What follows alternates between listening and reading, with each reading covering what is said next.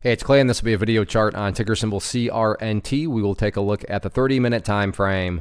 Real quick, what do I mean by 30-minute in case maybe you're new to charts? Instead of each one of these candlesticks here representing 1 day's worth of price action, which is what you would normally see, each one represents 30 minutes. So while this here may look like several days worth of time, it's actually today's price action broken down into 30-minute time slices. I like to do this time frame that does a good job of telling the quote-unquote story of the price and then makes mapping out where the levels of support and resistance a bit easier to see. Very nice movement today, not only from a price action perspective, but you look down here at the volume and definitely well above average volume on the day. So a lot of eyeballs on this one going forward. So let's map out some areas of support and then we can talk levels of resistance. So the first level of support is what I would call the ideal level. And we say, hey, Clay, what would make this chart look the absolute strongest going forward? And that would be if the price could say up there above $2.80. Now, don't get me wrong. If the price falls below $2.80, I'm not saying the entire chart is destroyed or ruined or anything like that. But yeah, if the price could manage to stay up above that level, that would definitely be a massive sign of power going forward.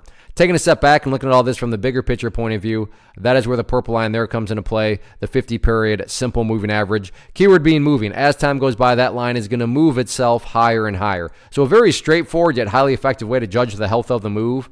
That right there I am defining as the move. Just watch that purple line. As long as the price stays above that line, as the line itself moves higher and higher, then the bulls are in full health, the bulls are in full control. However you must visualize that, that is what is being represented. Again, yeah, staying above 280 would be great, but from the grand scheme of it all, as long as the price is above that purple line, the bulls 100% own the chart. What about levels of resistance going forward? So to do this, we might have, there we go. No, don't have to quite go to another time frame. But I realize things are getting much harder to see here. But that is a good problem to have when you have to go back into a chart's history and figure out where potential areas are. So let's see here. Actually, got to go. There we go. So next key overarching level of resistance to keep an eye on is right up there at the $3 round number. And just in case this beast move continues, better map out one more area just in case. After $3, next key level up there at around, what is that? 308. So 308, $3 and 308, next two key battlegrounds. All in all, though, what matters the most is not resistance levels. It's all about what the price has already been doing. This right here.